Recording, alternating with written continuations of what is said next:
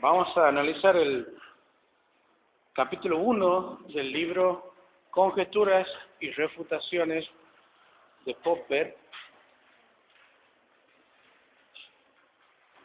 Y con esto comenzamos a transitar la cuestión del estatus epistemológico de la psicología en diversos autores y en diversas epistemologías. Conjeturas y refutaciones de Popper.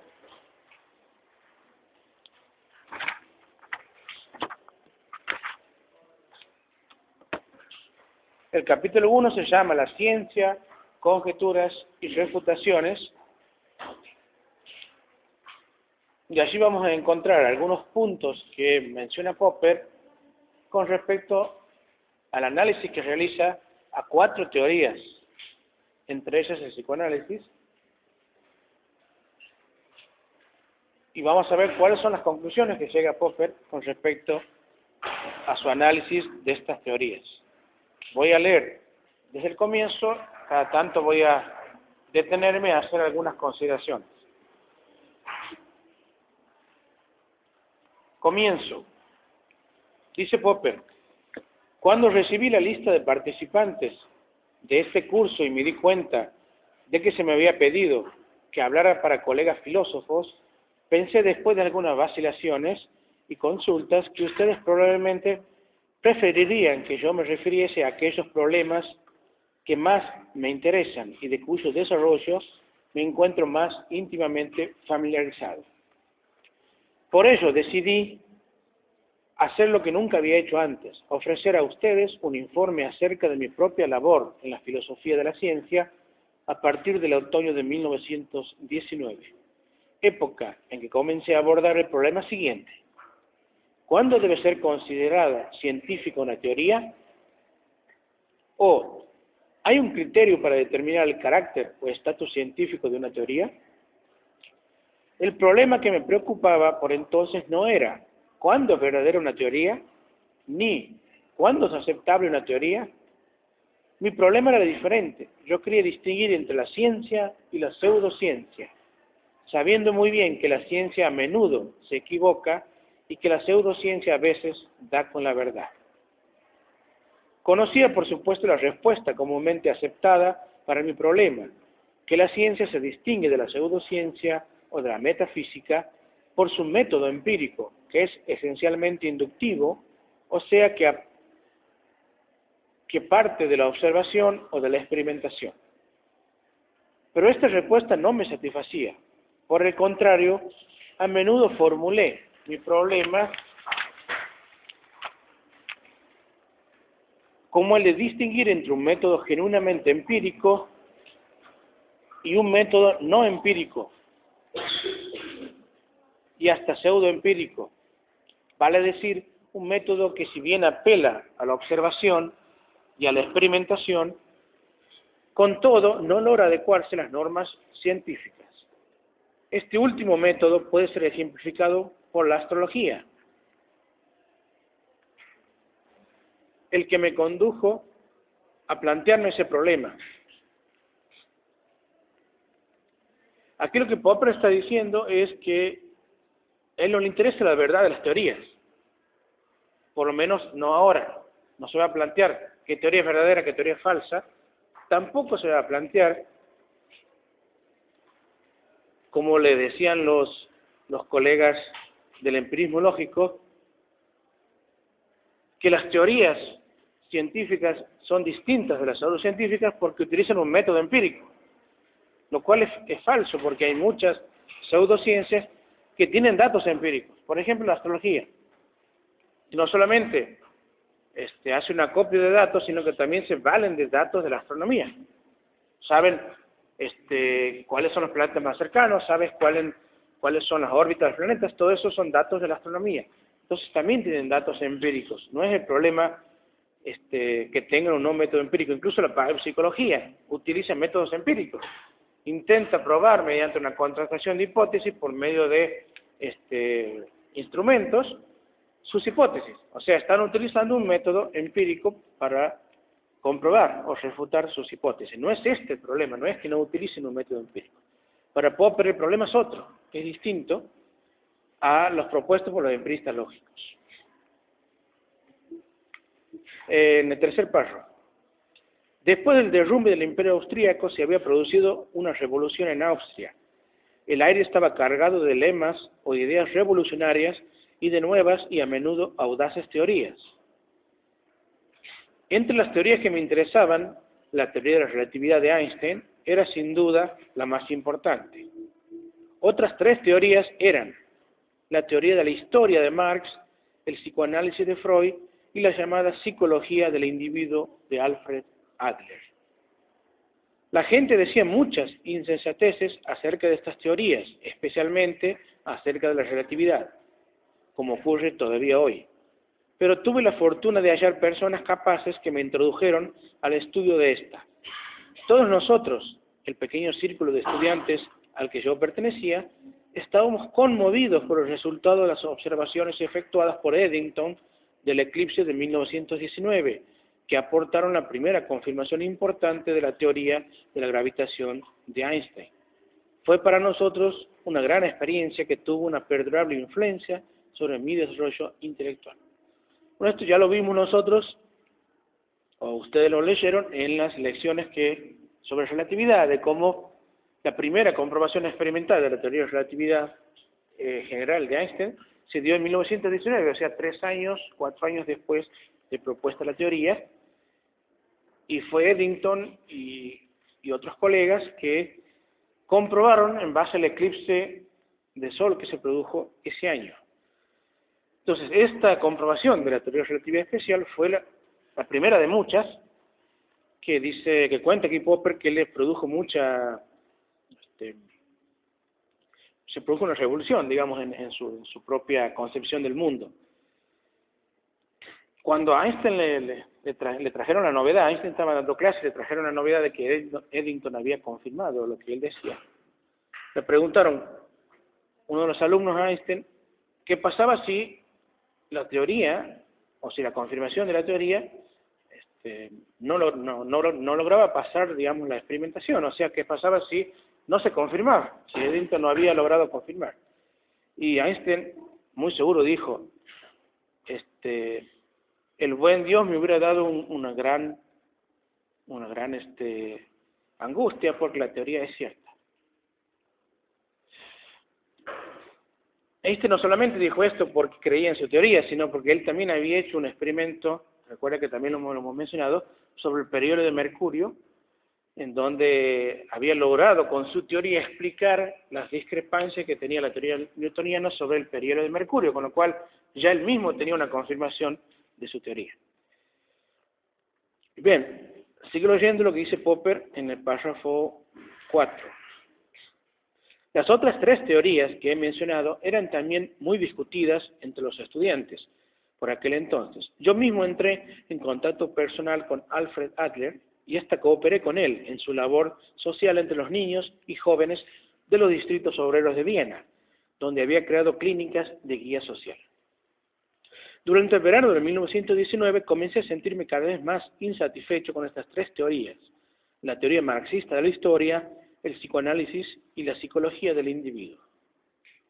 Comencé a sentir dudas acerca de su pretendido carácter científico. Mis dudas tomaron al principio la siguiente forma simple. ¿Qué es lo que no anda bien? ¿Qué es lo que no anda en el marxismo, el psicoanálisis y la psicología del individuo? ¿Por qué son tan diferentes de las teorías físicas, de la teoría de Newton y especialmente de la teoría de la relatividad?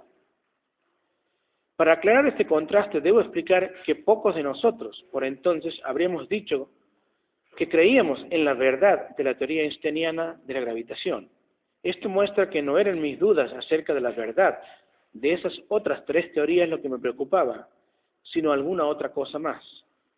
Tampoco consistía en que yo simplemente tuviera la sensación de que la física matemática era más exacta que las teorías de tipo sociológico o psicológico. Así, lo que me preocupaba no era el problema de la verdad, en esta etapa al menos, ni el problema de la exactitud o mensurabilidad. Era más bien el hecho de que yo sentía que esas tres teorías aunque se presentaban como ciencias, de hecho tenían más elementos en común con los mitos primitivos que con la ciencia, que se asemejaban a la astrología más que a la astronomía. Así que aquellos de mis amigos que eran admiradores de Marx, Freud y Adler estaban impresionados por una serie de puntos comunes a las tres teorías, en especial su aparente poder explicativo. Estas teorías parecían poder explicar prácticamente todo lo que sucedía dentro de los campos a los que se refería. El estudio de cualquiera de ellas parecía tener el efecto de una conversión o revelación intelectual, que abría los ojos a una nueva verdad oculta para los no iniciados. Una vez abiertos los ojos de este modo, se veían ejemplos confirmatorios en todas partes. El mundo estaba lleno de verificaciones de la teoría. Todo lo que ocurría la confirmaba. Así su verdad parecía manifiesta y los incrédulos eran sin duda personas que no querían ver la verdad manifiesta, que se negaban a verla ya porque estaban en contra sus intereses de clase, ya a causa de sus represiones aún no analizadas y que exigían a gritos un tratamiento. Bueno, este párrafo es muy revelador. Vamos a centrar solamente, casi exclusivamente en el psicoanálisis, que es lo que nos interesa. Dejamos de lado el marxismo, pero yo sé que las tres teorías tenían en común lo siguiente. Lo que primero que mantiene Popper es que las tres, en sus admiradores, tenían, dice, un aparente poder explicativo. O sea, para los que estaban convencidos, explicaba todo lo que sucedía dentro de su campo de referencia. Todo aquello que podía ser explicado, era explicado por las teorías. Eso era lo que llamaba la atención, tanto a Popper como a sus admiradores. Y también decía que, un dato no menor, que ahora vamos a tratar, que la manifestación de estas teorías en sus admiradores era como una conversión. Pero dejemos este punto para más adelante. Volvámonos primero, su aparente poder explicativo. Si comparamos, por ejemplo, las verdaderas teorías científicas con el psicoanálisis, nos revela esto que dice Popper. Las teorías científicas, tomen cualquier teoría científica, o cualquier parte de las teorías científicas, tomen la química, tomen la física, y dentro de la física la mecánica, la termodinámica, la relatividad, la mecánica cuántica, lo que ustedes quieran, y siempre van a encontrar que estas teorías avanzan dejando de lado hipótesis que han sido demostradas que son falsas. O sea, la ciencia siempre avanza con un conjunto de hipótesis a comprobar y que esas hipótesis, algunas pasan la prueba, otras quedan atrás.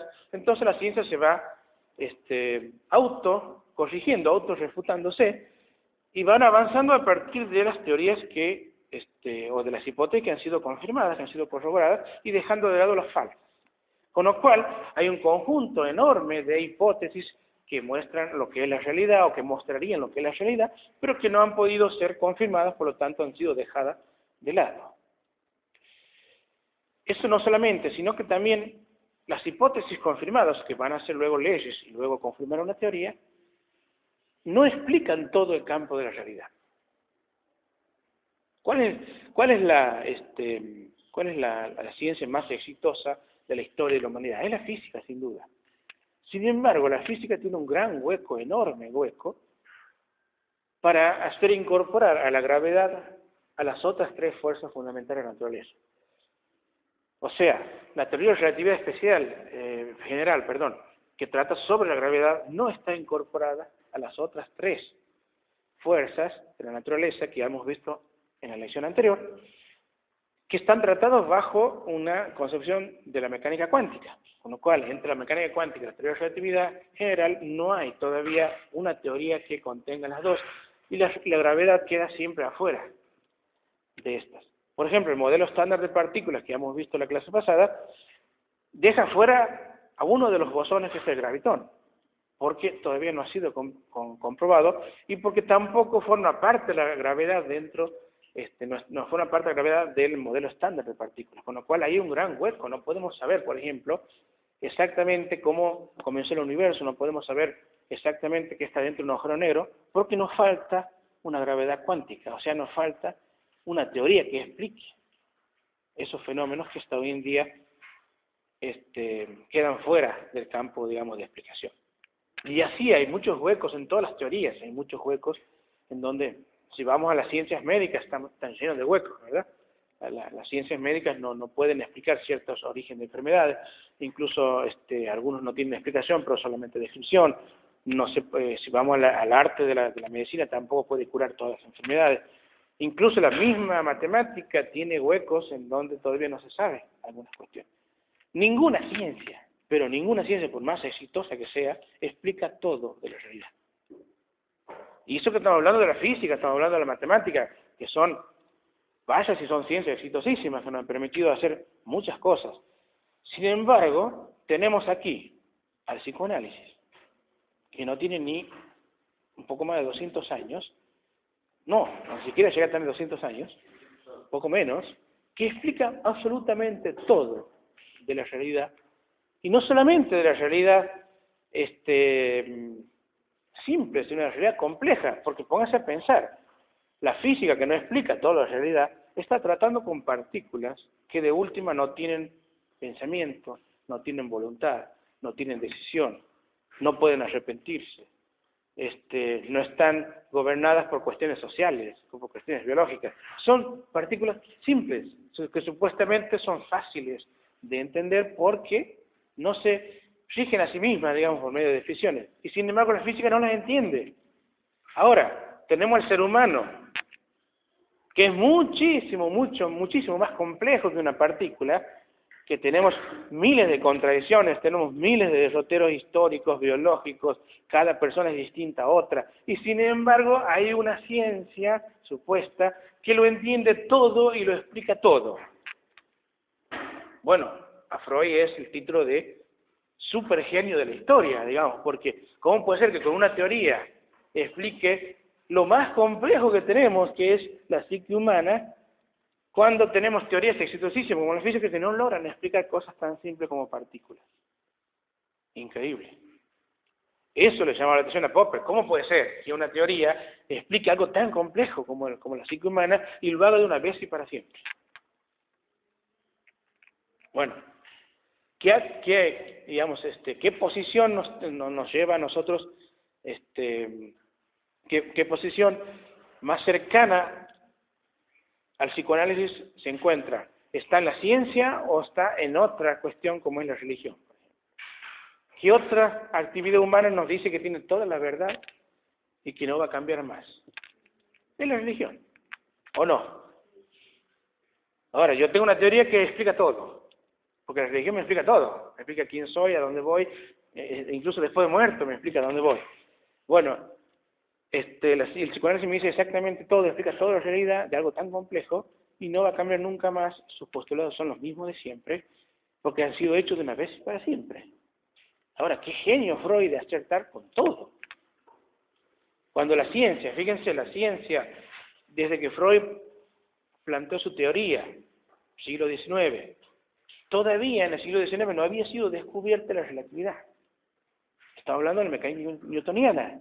Estaba la termodinámica que estaba haciéndose. La mecánica newtoniana ya tenía sus primeras problemas, digamos. Incluso hemos visto el experimento de Michelson-Morley, ¿no?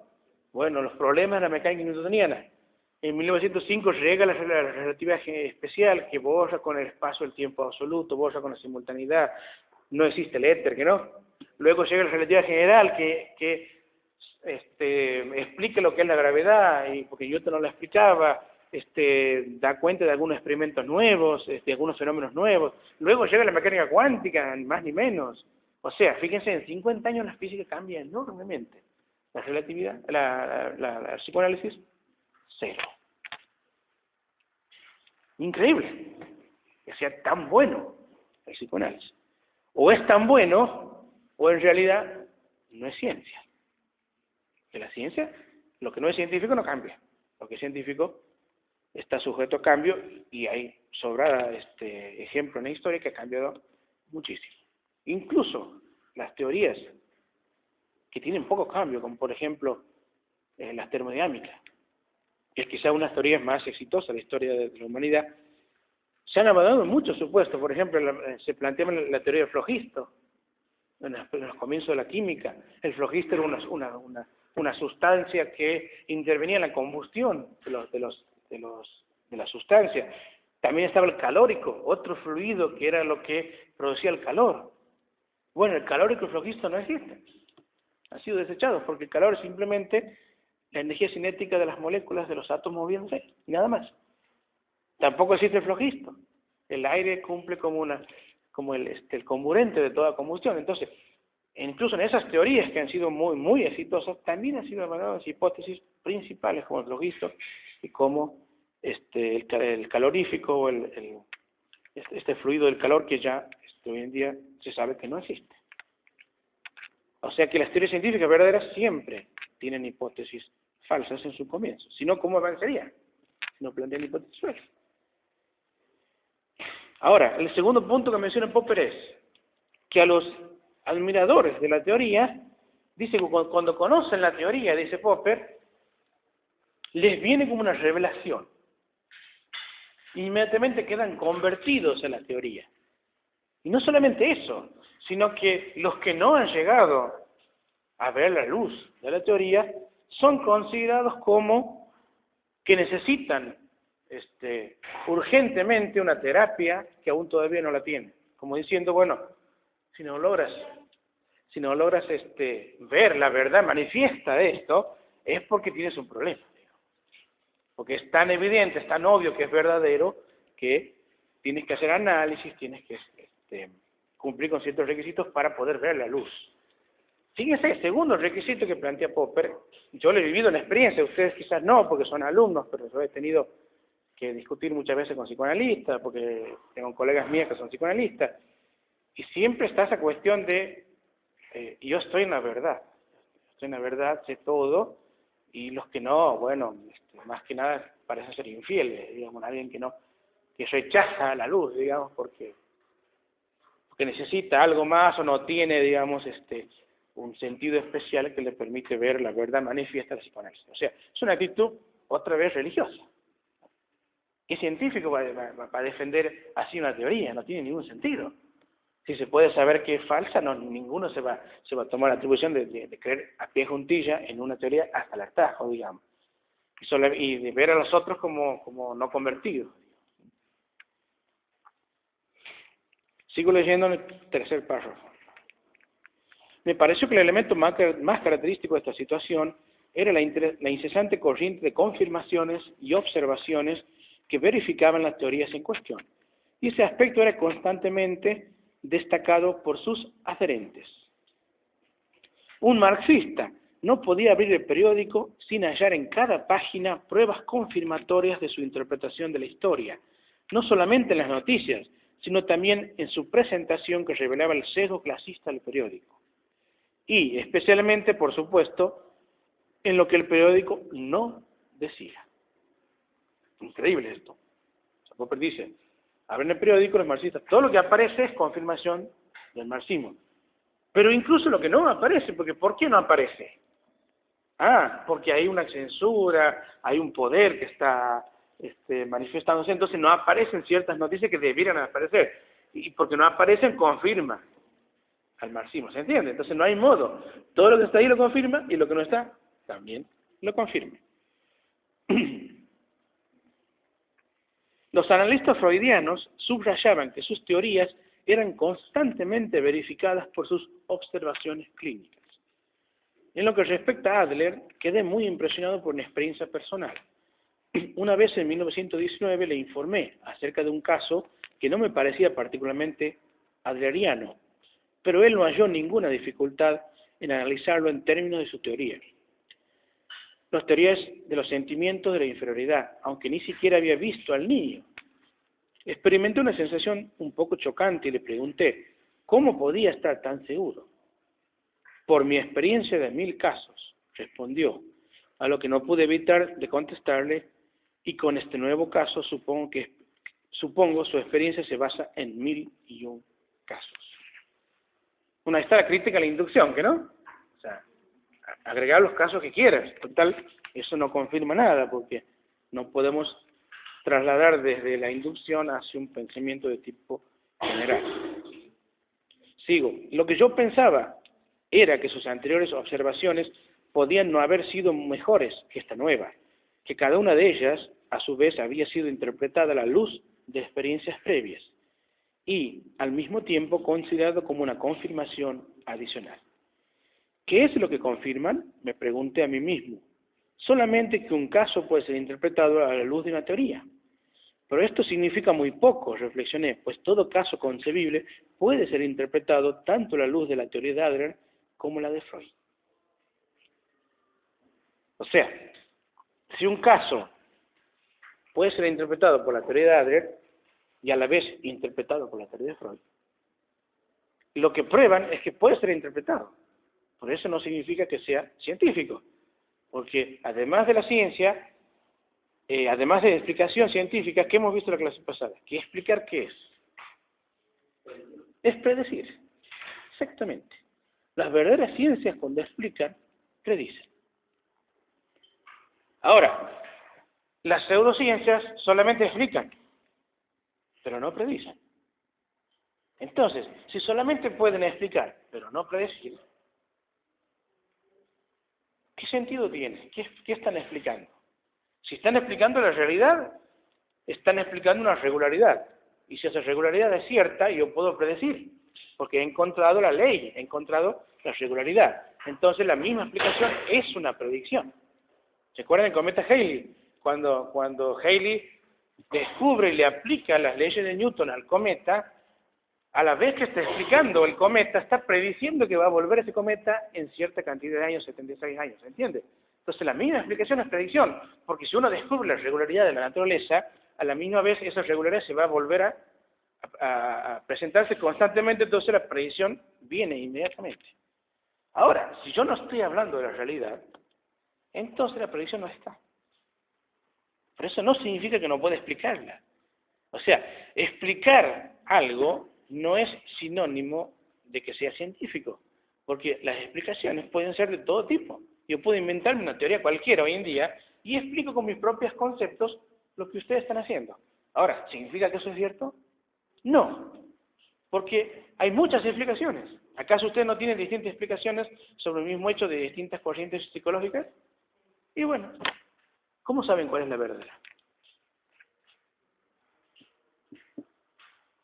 Incluso un alumno el año pasado me dice, claro, profesor, yo puedo explicar conductas humanas incluso con literatura. Se puede analizarme toda la obra de Dostoyevsky, que abunda en explicaciones de conducta, y puedo hacer una teoría de Dostoyevsky sobre la conducta humana, que es literaria. O sea, la explicación no es sinónimo de que algo es científico, porque la explicación puede simplemente notar que una teoría tiene los conceptos adecuados para poder dar cuenta de ciertos hechos y pueden tener sentido dentro de la teoría. Ahora, para que la teoría esté explicando la realidad, tiene que poder predecir. Porque si no predice, ¿qué está explicando? ¿Qué está explicando? Ese es el tema. Fíjense, eso me parece un punto que aquí hay que subrayar. Las verdaderas teorías científicas predicen. Predicen. Incluso Lacanto, cuando veamos Lacanto, van a decir que no solamente predicen lo que ya se sabía, predicen nuevos fenómenos. Y vamos a verlo con ejemplos, qué significa predecir nuevos fenómenos. Pero aquí Popper está diciendo que un mismo caso, un mismo hecho, puede ser explicado tanto por la de Freud como por la de Adler. ¿Y cómo sabemos cuál es la verdad? Fíjense, puede ilustrar esto con dos ejemplos diferentes de conductas humanas, dice Popper. La de un hombre que empuja a un niño al agua con la intención de ahogarlo, y la de un hombre que sacrifica su vida en un intento de salvar al niño. Cada uno de los dos casos puede ser explicado con igual facilidad por las teorías de Freud y por la de Adler. De acuerdo con Freud, el primer hombre sufría una represión, por ejemplo, de algún componente de su complejo de Edipo, mientras que el segundo había hecho una sublimación. De acuerdo con Adler, el primer hombre sufría sentimientos de inferioridad, que le provocaban quizás la necesidad de probarse a sí mismo que era capaz de cometer un crimen. Y lo mismo el segundo hombre, cuya necesidad era demostrarse a sí mismo que era capaz de rescatar al niño. No puedo imaginar ninguna conducta humana que no pueda ser interpretada en términos de cualquiera de las dos teorías. Era precisamente ese hecho, que siempre se adecuaban a los hechos, que siempre eran confirmadas, el que a los ojos de sus admiradores constituye el argumento más fuerte en favor de esas teorías. Comienza a sospechar que esta fuerza aparente era en realidad su debilidad. Fíjense, qué interesante el deporte. Porque dice, la aparente explicación, el aparente número de confirmaciones que era admirado por sus los que estaban a favor de la teoría, terminó siendo una debilidad ese poder. Porque ¿cómo puede ser que expliquen todo? ¿Cómo puede ser que cualquier conducta humana encaje dentro de sus teorías? O sea, lo que Popper se preguntaba es, ¿qué debe hacer el ser humano para no estar dentro de la teoría de Freud? Eso es lo que se pregunta Popper. Cuando yo a veces digo esto frente a psicoanalistas o a psicólogos que son más bien psicoanalistas, se sorprenden porque me dicen, pero ¿cómo puede decir eso usted, profesor, si es tan obvio, tan evidente que todos los días se confirman las hipótesis o las afirmaciones de Freud? Yo veo un niño, me dice uno una vez, y todo lo que hace el niño está confirmando a Freud. Entonces uno le contesta, claro, es de manual lo que me está diciendo, ya lo dijo Popper, todas son confirmaciones. El problema no es la confirmación o la supuesta confirmación, el problema es la refutación. ¿Cómo hago para refutar eso si todo lo que se dice al niño confirma la teoría? ¿Qué debe hacer el niño para no tener el complejo de Edipo? No, todo lo que hace es porque tiene el complejo de Edipo. Bueno, entonces estás suponiendo una verdad de antes y no la estás comprobando nunca, no la estás contrastando nunca, simplemente confirmas. Bueno, la ciencia no es eso, la ciencia propone una hipótesis y luego hace una contrastación. O sea, ¿por qué contrasta la ciencia? Porque sabe qué no debe pasar para que eso sea refutado. Entonces, para que sea una verdadera ciencia debiera plantearse el complejo de Edipo como una hipótesis y hacer experimentos, observaciones que digan, si el niño hace ciertas cosas, eso refuta la complejo de Edipo. Pero como es tan bueno el psicoanálisis, no lo va a hacer, ¿no? Va a hacer todo lo que confirma. Pero ya está, eso está bueno porque tengo hipótesis falsadoras, diré Popper. Sé que no debe hacer el niño para falsar o refutar el complejo de Edipo. Pero esto no sucede porque todo lo que haga el niño confirma el complejo de Edipo. Porque eso ya está aceptado de antemano. Que la estructura del complejo de Edipo es la que estructura a todos los niños. Entonces, ¿cómo hago para contrastar eso? No se puede, es irrefutable. O sea, la irrefutabilidad lo que da es confirmaciones y más confirmaciones. O sea, cuando una teoría se confirma siempre, lo que Popper dice no es porque es una buena teoría, es porque es irrefutable. Si es irrefutable, más vale que todas van a ser confirmaciones. No hay modo de que se logre ninguna conducta humana que vaya en contra de alguna de las afirmaciones, del complejo de Edipo, de la castración, de los sueños y demás. Entonces, fíjense la posición del psicoanálisis aquí. El segundo párrafo de la página 60 dice Popper, con la teoría de Einstein la situación era notablemente diferente. Tenemos un ejemplo típico. La predicción de Einstein justamente confirmada por entonces por los resultados de la expedición de Eddington. La teoría gravitacional de Einstein conducía a la conclusión de que la luz debía sufrir la atracción de los cuerpos de gran masa como el Sol. Bueno, esto de la atracción también es un error de Popper, ¿no? No hay ninguna atracción, sabemos que las masas no se atraen. Pero, es decir, tendría que sufrir el mismo fenómeno que sufren las masas cuando están frente a otras masas, digamos. sea que la luz debía seguir una ruta diferente.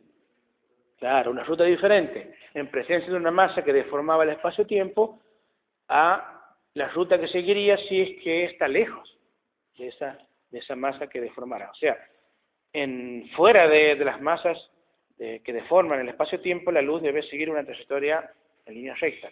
Pero en presencia de estas masas enormes como la del Sol, la luz debe seguir una geodésica, que no, que hemos visto. O sea,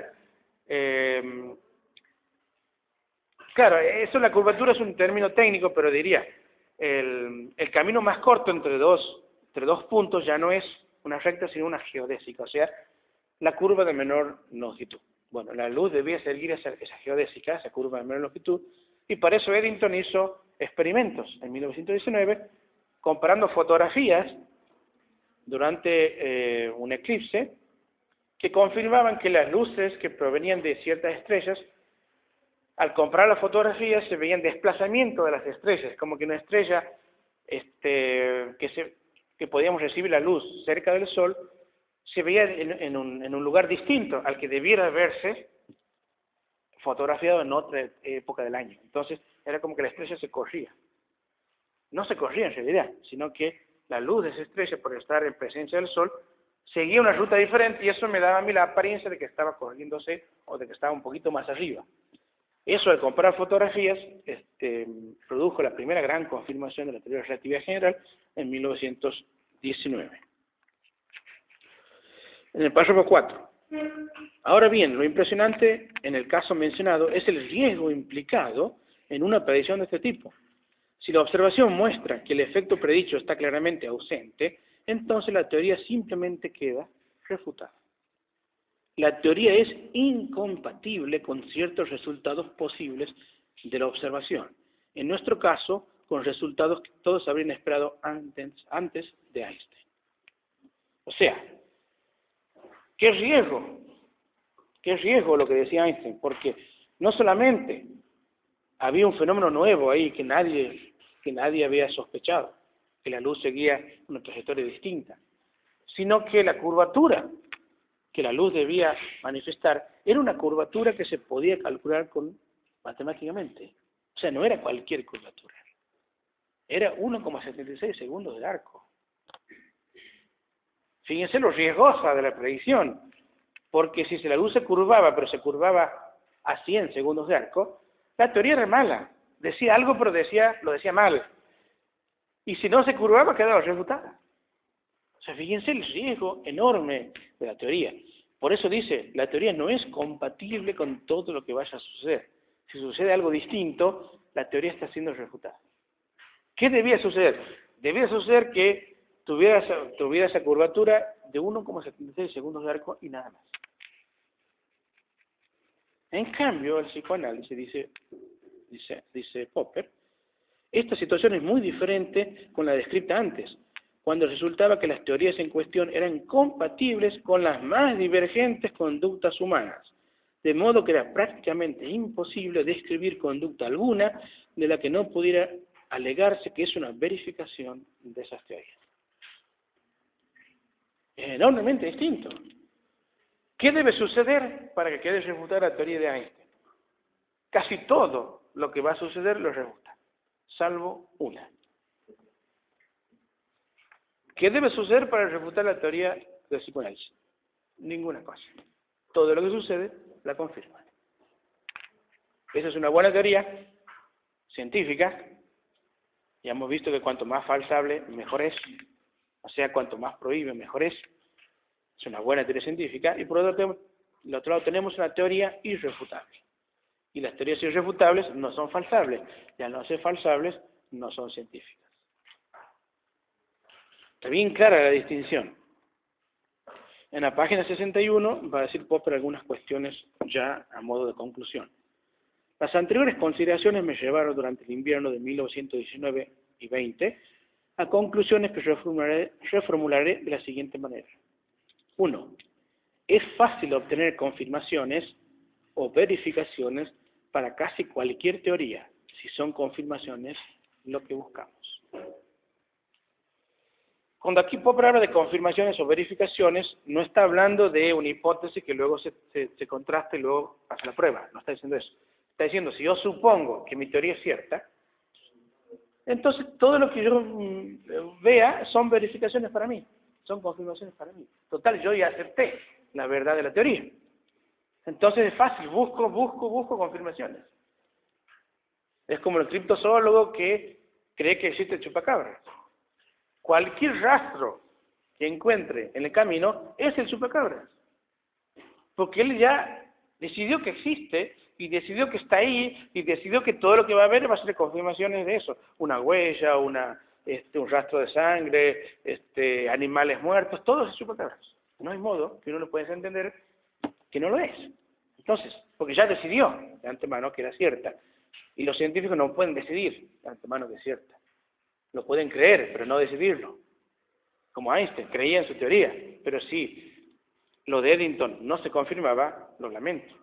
No era una teoría científica o era una teoría hasta ese momento falsa. Eso no importa la creencia, digamos, de los científicos, importa la justificación de la teoría. Entonces, pero sin contrastación empírica, sin hipótesis, si yo creo de antemano que eso es cierto, todo va a ser confirmación. No hay modo que no se confirme. Entonces dice Popper, si uno lo busca confirmaciones, va a encontrar confirmaciones. Punto 2. Las confirmaciones, y aquí sí habla de contrastación, de teorías y corroboración, solo cuentan si son el resultado de predicciones riesgosas. Es decir, si de no basarnos en la teoría en cuestión, habríamos esperado que se produjera un suceso que es compatible con la teoría, un suceso que refutara la teoría. Entonces, si la teoría es buena, si la teoría es muy falsable, ahí recién cuentan la confirmación. Por ejemplo, la confirmación que dio Eddington a la curvatura de la luz cuenta porque es el resultado de una aparición riesgosa. Había muchas cosas que podían suceder que falsaban la teoría y sin embargo no sucedieron. Entonces, al ser riesgosa la predicción, la teoría es buena y la confirmación sirve. Punto 3. Toda buena teoría científica implica una prohibición. Prohíbe que sucedan ciertas cosas. Cuanto más prohíbe una teoría, tanto mejor es. Bueno, otra vez estamos en abierta contradicción con el psicoanálisis. Porque en el psicoanálisis todo lo que sucede confirma la teoría. Sin embargo, la física y otras teorías verdaderas prohíben que sucedan cosas. Si ustedes arrojan algo en caída libre de un edificio, la teoría de Newton prohíbe expresamente que eso haga un bucle, prohíbe que vaya a la derecha, prohíbe que vaya a la izquierda, prohíbe que se quede flotando, prohíbe que vaya hacia arriba, y no solamente eso, prohíbe que no se acelere a 9,8 metros por segundo cuadrado. Si tiene otra aceleración distinta de esa, que también la prohíbe la teoría de Newton, estaría refutando la teoría. O sea que solamente habilita que suceda que todo objeto en caída libre en la Tierra se acelera a 9,8 metros por segundo cuadrado. Es lo único que habilita. Todo lo demás está prohibido. Fíjense, de distinto. Sucede cualquier otra cosa y refuta Newton. Sin embargo, pueden comprobar ustedes, tirando un libro de Freud, digamos del edificio, a ver a qué velocidad cae, con qué aceleración cae, y se van a comprobar la teoría de Newton. Ahora, la teoría de Freud habilita todo. Si uno hace A, confirma la teoría. Si uno hace B, lo contrario, también la confirma. Si uno hace terapia y mejora su estado de ánimo, confirma Freud. Si uno no mejora, resistencia al análisis. Entonces no hay modo, la teoría queda siempre fuera de toda refutación posible. Punto 4. Una teoría que no es refutable por ningún suceso concebible, ¿qué dice? No es científica. La irrefutabilidad no es una virtud de una teoría, como se cree a menudo, sino un vicio. Punto 5. Todo genuino test de una teoría es un intento por desmentirla, por refutarla. La testabilidad equivale a la refutabilidad. Pero hay grados de testabilidad. Algunas teorías son más testables, están más expuestas a la refutación que otras. Corren más riesgos, por decir así. Punto 6. Los elementos de juicio confirmatorios no deben ser tomados en cuenta, excepto cuando son el resultado de un genuino test de la teoría, es decir, cuando puede ofrecer un intento serio, pero infructuoso de refutar la teoría. Punto 7. Algunas teorías genuinamente testables, después de hallarse que son falsas, siguen contando con el sostén de sus admiradores. Por ejemplo, introduciendo algún supuesto auxiliar ad hoc o reinterpretando ad hoc la teoría de manera que escape la refutación. Siempre es posible seguir tal procedimiento, pero este rescata la teoría de la refutación solo al precio de destruir o al menos rebajar su estatus científico. O sea, lo que dice Freud es, y si en algún momento uno de las afirmaciones, por ejemplo, del psicoanálisis, son refutadas por la ciencia, entonces el psicoanálisis lo que hace es redefinir, reestructurar. O sea, decir cosas como, bueno, Freud no se refería a eso como sexualidad, era otra cosa. Entonces lo que refuta la ciencia no es la teoría, es una mala interpretación de la teoría. Lo que quería hacer Freud con el sueño no era eso, porque los sueños, lo que dijo la ciencia de la neurociencia, es una cosa distinta a lo que Freud propone, no es el mismo sueño, no es esto, no es lo otro. Entonces, ¿qué hace? Dice, reinterpretan la teoría, la alejan de la refutabilidad y vuelven a caer otra vez en ser irrefutables, porque proponen hipótesis ad hoc, que es, la alejo otra vez de la refutabilidad. Entonces, si es refutable, la vuelvo a alejar. Entonces la reinterpreto. La reinterpretación es lo único que ha producido cambios en la teoría psicoanalítica. Lo que creía Freud en la época, hoy está reinterpretado. Y nada más. Pero todo es cierto. Además que no era la interpretación correcta. Lacan no es otra cosa que una interpretación de lo que Freud decía. ¿Se entiende? Entonces, son todas reinterpretaciones. Ahora, ninguna pasó la prueba de nada, porque justamente las reinterpretaciones lo que hacen es sacarlo de la posibilidad de refutación. No hacerlas más refutables, sino hacerlas irrefutables. Se reinterpreta todo para que quede fuera de la refutabilidad. A modo de conclusión, dice Popper, página 61, quizá puede ejemplificar lo anterior con ayuda de las diversas teorías mencionadas hasta ahora. La teoría de gravitación de Einstein obviamente satisface el criterio de la refutabilidad, aunque los instrumentos de medición de aquel entonces no nos permitían pronunciarnos sobre los resultados de los test con completa seguridad, había indudablemente una posibilidad de refutar la teoría. Esa es otra. Que algo sea refutable no significa que se pueda refutar en ese momento. ¿Por qué? Hay teorías que contienen hipótesis que son refutables, pero son refutables cuando las posibilidades tecnológicas no hagan posible la refutabilidad. Pero eso no significa que sean irrefutables en sí, sino que no lo son por ahora. Ahora, no hay ningún experimento posible para contrastar que cuando uno sueña con un túnel está soñando con cuestiones sexuales. ¿Cómo se hace ese experimento? No en ningún modo, nunca va a ser refutable esa afirmación. Entonces, no es que lo sea por falta de presupuesto o por falta de tecnología, es que nunca lo es. En cambio, saber si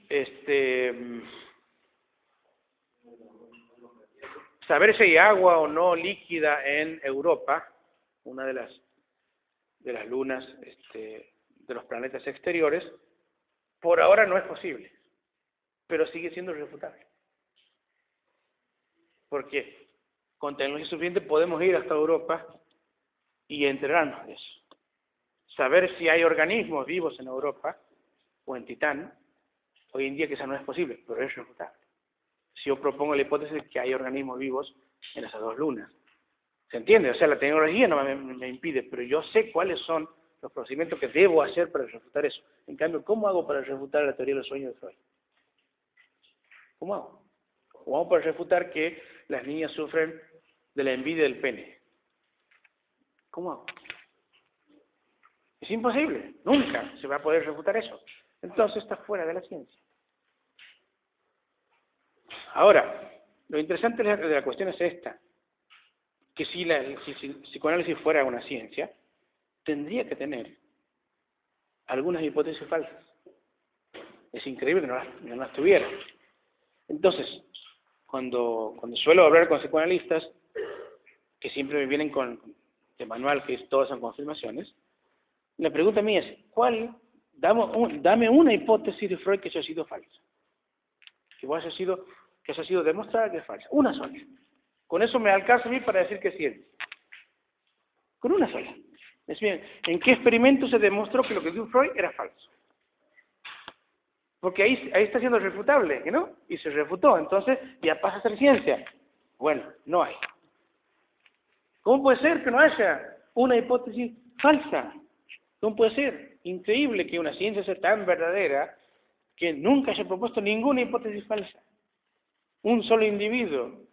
Si lo consideramos a Einstein un genio, a Newton un genio, Newton y Einstein se equivocaron. Ahora Freud no. Es mucho más genio que Newton y Einstein juntos, y que todos los físicos juntos a la historia, porque todos los físicos se equivocaron una vez en una hipótesis. Sin embargo, Freud no se equivocó nunca. Entonces, el día que los psicoanalistas me traigan una hipótesis falsa de Freud, empezamos a considerar otra cosa.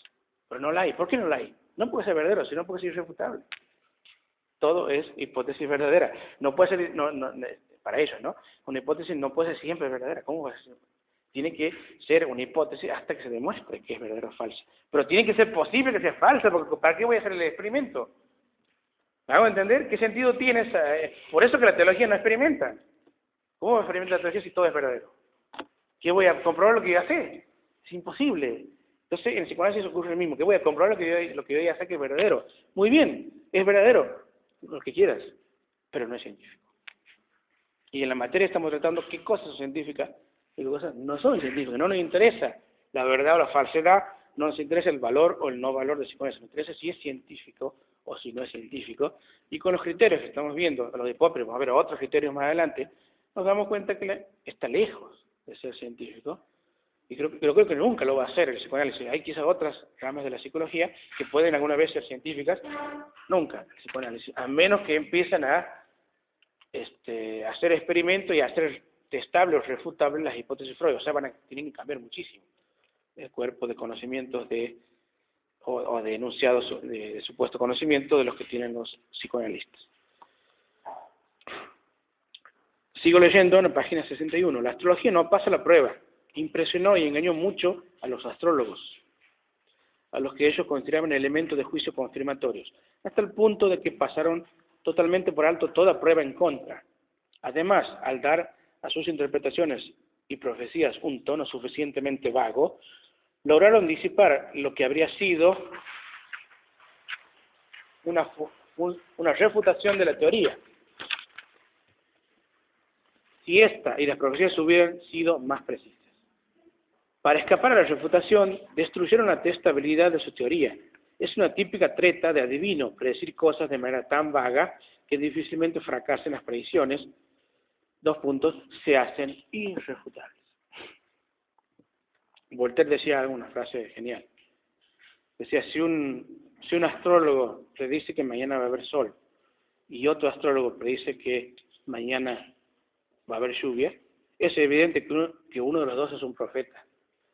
Decía Voltaire, genialmente, no hay modo de que no se equivoque. Entonces, la astrología, como toda pseudociencia, da profecías vagas. No hemos visto eso, ¿no? Usted va a tener una enfermedad dentro del año, va a tener un problema dentro del año. O sea, acierta siempre.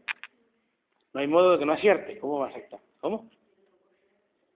Tienen ningún riesgo. Son totalmente confirmatorios. O si no, hay otra frase de los pensadores que dicen, la danza de la lluvia siempre da resultado, a menos que se cometan el menor de los errores. O sea, si llueve, es por la danza. Y si no llueve, no era por la danza, no es que la danza no progresó, sino que cometieron errores los que han hecho la danza. Lo han hecho mal. Es increíble, pero bueno, eso es psicoanálisis. Si funciona el psicoanálisis, es por el psicoanálisis. Ahora, si no funciona, sos por vos. Porque vos has hecho mal las cosas. El psicoanálisis queda bien, y ahora vos te necesitas el análisis, tienes miedo de que te saque el inconsciente, no sé. O sea, el problema sos vos. Ahora, exactamente. No es que no funciona con vos. No, no, no. Vos sos la que no estás haciendo las cosas bien para que funcione, pues siempre funciona. ¿Qué otro modelo? La religión. ¿No? Vos orás, si te salen bien las cosas es por Dios. Si no te salen bien es tuya la culpa. Nunca es de Dios, por supuesto, claro, siempre es tuya. O sea, los aciertos son del otro, los errores son de uno. Es así. Fíjense, toda esa cuestión, entonces, ¿qué hablan las teorías científicas? No, si aciertan o fallan, es problema de teoría. Hay que cambiar la teoría, hay que mejorar la teoría. Pero no es problema del experimento. Fíjense en el experimento de Michelson-Morley, ¿no? Los científicos mismos decían, che, pucha, no quiero abandonar el éter, no quiero abandonar a Newton, y querían arreglarla, ¿que no? ¿Cuánto le duró eso? 1887, 1905, 15, 18 años. ¿Quién trajo la refutación? La misma ciencia. O sea, incluso si el científico fuera totalmente deshonesto, totalmente falsar todos los datos, creyera a pie juntillo en su teoría, ¿cuánto puede durar ese engaño?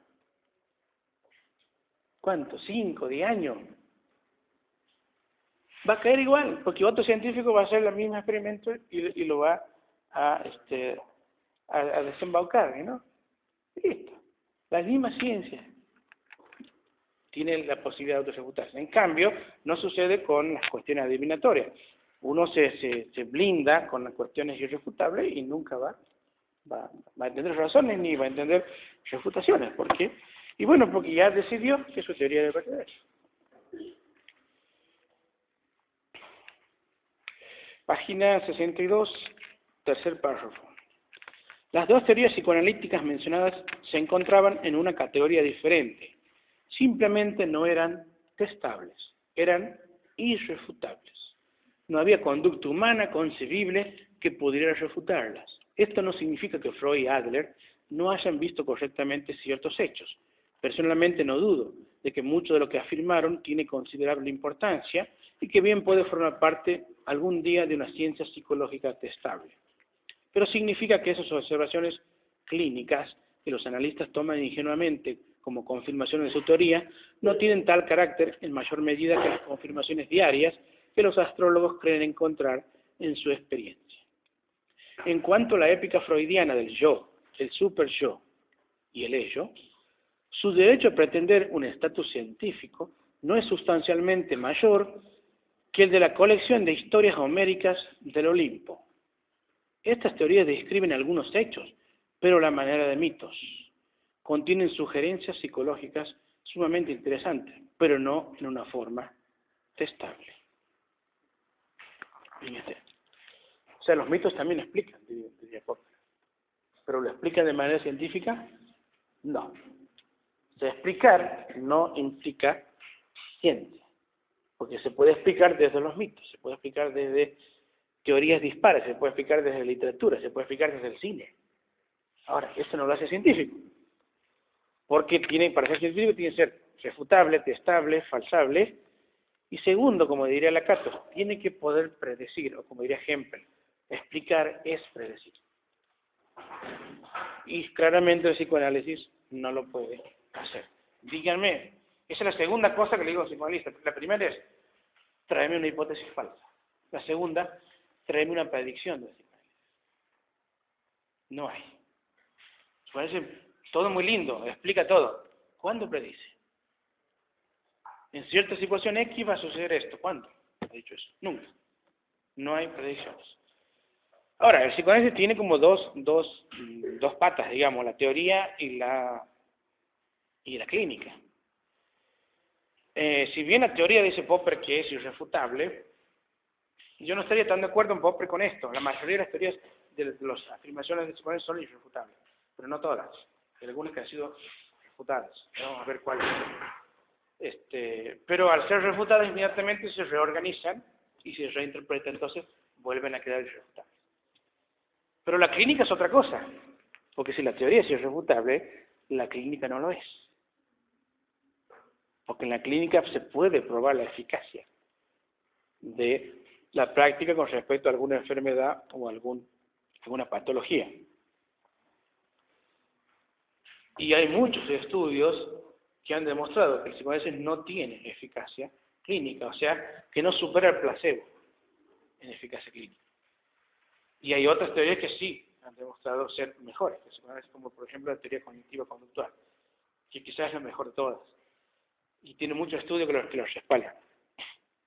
Entonces, estamos otra vez en la cuestión. Cuando es refutable, resulta que no pasa la prueba. Y cuando cuando se intenta comprobar algo en teoría, resulta que es irrefutable. Entonces, o es irrefutable o es falso. Eso no implica que tenga algunas ideas sugerentes e interesantes. En la teoría estoy hablando, ¿no? No en la terapia. Pero le queda mucho camino por hacer algo que sea testable o algo que sea científico. O incluso puede quedarse así como está, pero aceptar que no son ciencia. O sea, el camino sería lo siguiente. O hacen las cuestiones suficientes para llegar a ser ciencias, con lo cual tienen que abandonar muchos postulados teóricos y transformarlos en hipótesis, y mejorar la teoría clínica, porque hasta ahora no ha demostrado eso, o sea, no la teoría, sino la aplicación clínica. O simplemente dice, bueno, no es ciencia, entonces no se modifica nada. Queda la teoría como está, pero sabemos que no es científica. Sin embargo, no sucede, porque entre los psicoanalistas, algunos dicen que es ciencia, otros dicen que no es ciencia, otros dicen que es ciencia suficiente. O sea, todavía está la pretensión de ser ciencia, y si ustedes me dicen que no, les voy a traer la clase que viene links a las mismas asociaciones de psicoanálisis en donde dicen que son científicos. O sea, a la APA, al psicoanálisis latinoamericano, al iberoamericano, a la de Venezuela, tanto, y todas dicen que son científicas. Entonces tienen pretensión de ser ciencia, ¿que no? Pero cuando uno los confronta con argumentos, por ahí pueden aceptar que no son ciencias, pero no sacan de su estatuto el hecho de ser ciencia en su declaración oficial. Entonces, ahí yo veo una cierta deshonestidad, porque o sos ciencia o no sos ciencia. No puedes andar con el doble discurso, que es, mientras no me preguntan, soy ciencia. Cuando me preguntan, ya no lo soy. Porque no es que ustedes les dicen en las otras cátedras de psicoanálisis, bueno, está claro que el psicoanálisis no es ciencia y vamos a seguir adelante. No, les dicen que es ciencia. Pero cuando uno les va con argumentos, bueno, la verdad que no es ciencia. Pero no lo dicen abiertamente. Porque si lo dijeran abiertamente, quizás perderían prestigio, no sé, otra cosa. Y eso es otro tema. Cuando uno les dice, ¿por qué se siguen arrogando la ciencia? Cuando uno lo ve, los tratan a uno de positivista. O sea, yo sería el positivista por decir que el psicoanálisis no es ciencia. Cuando en realidad es al revés. ¿Qué es el positivismo? Es la idea central de que solamente algo científico es cierto y es válido. ¿No es eso? Muy bien, ese es positivismo. Es decir, solamente el conocimiento científico es válido y es cierto. Todo lo demás no sirve para nada. Ahora fíjense, cuando los psicoanalistas no quieren dejar de ser ciencia, están siendo positivistas. Porque en su mente está la idea de que si no soy ciencia, no sirve para nada. En cambio, desde mi postura, no ser ciencia implica tener un conocimiento válido igual. La filosofía no es ciencia, el arte no es ciencia. Sin embargo, son totalmente válidos y son totalmente un conocimiento que se puede utilizar para entender muchas cosas. O sea, la filosofía es válida como conocimiento, la ciencia, el arte es válido como conocimiento, al igual que la ciencia. Entonces, podría ser lo mismo el psicoanalista, plantearse como un conocimiento válido sin ser científico, así como es la filosofía. Sin embargo, como son positivistas, dicen, no, si no es ciencia, no sirve para nada. Entonces, tengo que ser ciencia. Y me aferro a cualquier cosa para hacer ciencia. Esa es la principal rama del positivismo. Si no sos ciencia, no sirves. Así que fíjense, el mote de positivista, a los que dicen que el psicoanálisis no es ciencia, termina cayendo en el otro bando, que es el positivismo implica que si no sos ciencia no sos nada, y justamente los astrólogos, los parapsicólogos, los psicoanalistas quieren ser ciencia porque piensan que si no son eso, no sirven. Cuando podrían afirmarse con un estatus no científico e igualmente construir una validez, construir digamos, una epistemología que sea un conocimiento válido, un conocimiento útil, pero no científico. ¿O qué? ¿Solamente lo científico es útil? ¿Y la filosofía no sirve para nada si no es científica? Fíjense, entonces, incluso los argumentos en contra se vuelven como un boomerang, digamos, los argumentos se vuelven como un boomerang porque el positivismo está del lado de los psicoanalistas que afirman que sí o sí, el psicoanálisis debe ser científico. Y si no lo es con estos criterios, que son los criterios de la epistemología, se inventan una epistemología propia. Porque terminan diciendo eso, el psicoanálisis es ciencia sui generis. Yo les voy a traer la clase que viene donde dice eso. ¿Saben lo que es sui generis?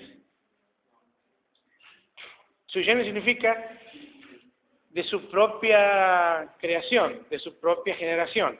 Entonces, son ciencias únicas, distintas de las demás. Ciencias sui generis.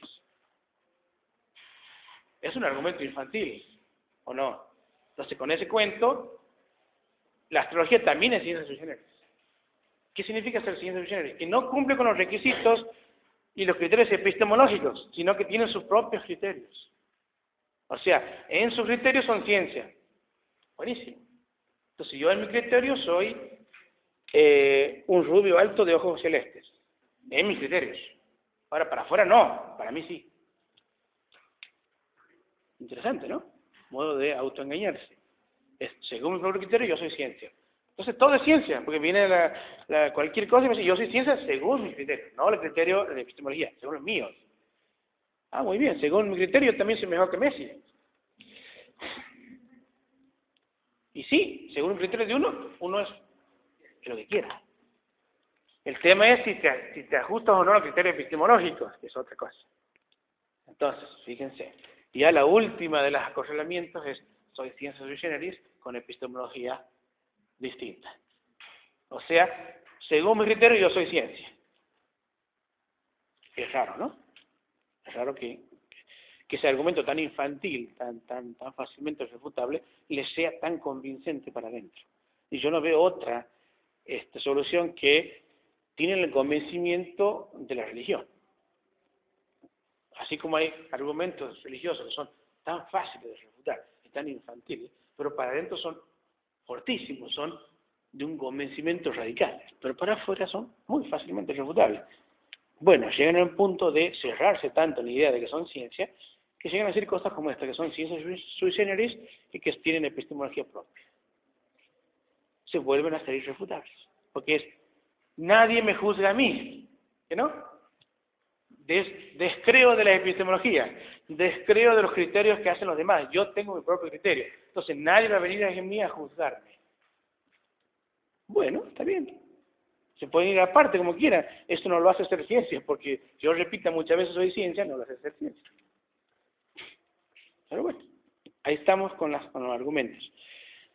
Hay otros epistemólogos que también hablan en contra del psicoanálisis como ciencia, como Bunge, como Lakatos, incluso en el mismo curso, que vamos a ver en el correr de